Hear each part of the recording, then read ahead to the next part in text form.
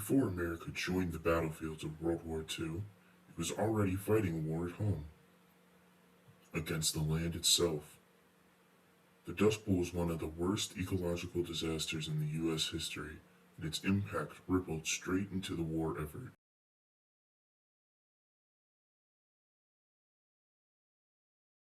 The Dust Bowl hit the southern plains in the 1930s, turning fertile farmland into a barren wasteland.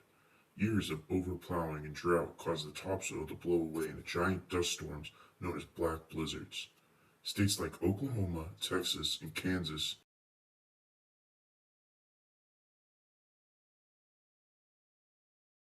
To understand the Dust Bowl, we have to go back, long before the black blizzards and the abandoned homesteads, to the vast open prairies of the Great Plains in the 19th century. For centuries, this region has had a grassland ecosystem, home to native tribes like the Comanche, Kiowa, and the Sioux, and sustained by hardy, deep-rooted grasses that held the soil firmly in place. It was a land shaped by wind, sun, and fire, dynamic yet stable. But everything began to change in the mid-1800s. With the passage of the Homestead Act in 1862, thousands of settlers streamed west, lured by promises of free land. Each settler received 160 acres, on the condition that they farm and improve it. This federal policy aimed to tame the frontier, but it also marked the beginning of profound ecological change. The buffalo disappeared, railroads slashed across the prairie, and farmers, many unfamiliar with the region's fragile climate, began to plow up millions of acres across the native grassland.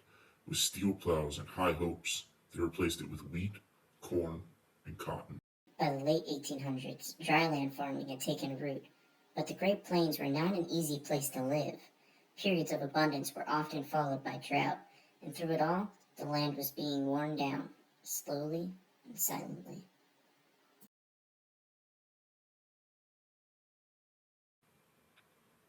The Dust Bowl also had a severe ecological and social impact.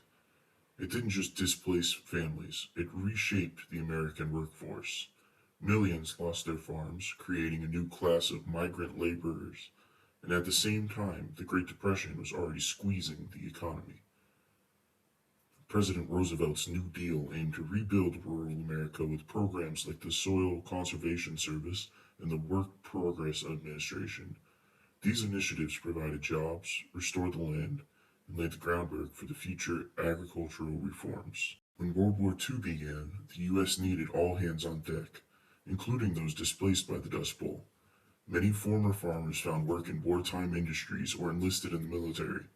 Women and Dust Bowl migrants alike filled critical labor shortages.